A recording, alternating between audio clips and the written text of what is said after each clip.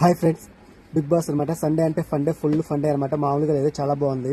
So big boss గురించి నేను ఒక విషయం చెప్పాలనుకుంటున్నాను అనమాట. ఏంటంటే బిగ్ బాస్లో తనుజ విన్నర్ అని ఈ సీజన్లో అందరికీ క్లారిటీ తెలుసు. మ్యాక్సిమం మెజారిటీ ఆఫ్ పీపుల్ తెలుసు అనమాట తనుజానే విన్నర్ అవుతుందని. సో ఇంకేమైనా ఛాన్సెస్ ఉంటే కళ్యాణ్కి ఛాన్సెస్ ఉంది అనమాట.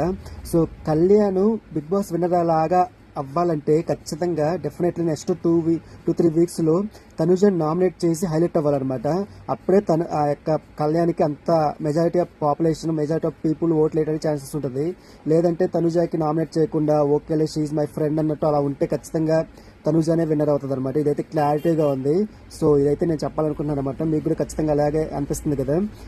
హైలైట్ అవ్వాలంటే కళ్యాణ్ డెఫినెట్లీ తనుజ నామినేట్ చేయాలి. ఎందుకంటే అమ్మాయి క్లారిటీగా ఉంది, చాలా స్ట్రాంగ్గా ఉంది, బయట కూడా చాలా సపోర్టివ్గా ఉన్నారనమాట. లోపల కూడా ఏమైనా పాయింట్స్ అమ్మాయిగా అనిపిస్తుంది అంటే నెగిటివ్గా ఖచ్చితంగా మాట్లాడుతుంది. కళ్యాణ్ నా మాట్లాడలేకపోతున్నాడు అనమాట అమ్మాయి విషయంలో, అమ్మాయి దగ్గరకు వచ్చేసరికి. సో అలా అనమాట. ఖచ్చితంగా కళ్యాణ్ బిగ్ బాస్ విన్నర్ అవ్వాలంటే తనుజ నామినేట్ చేసి స్ట్రాంగ్ పాయింట్స్ పెట్టాలి. లేదంటే తనుజని విన్నర్ అవుతుంది అనమాట. ఇదైతే నా ఒపీనియన్ అనమాట. మీ ఒపీనియన్ ఎలా ఉందో కామెంట్ రూపంలో కామెంట్ పెట్టండి. Please like, share, subscribe. Bye friends.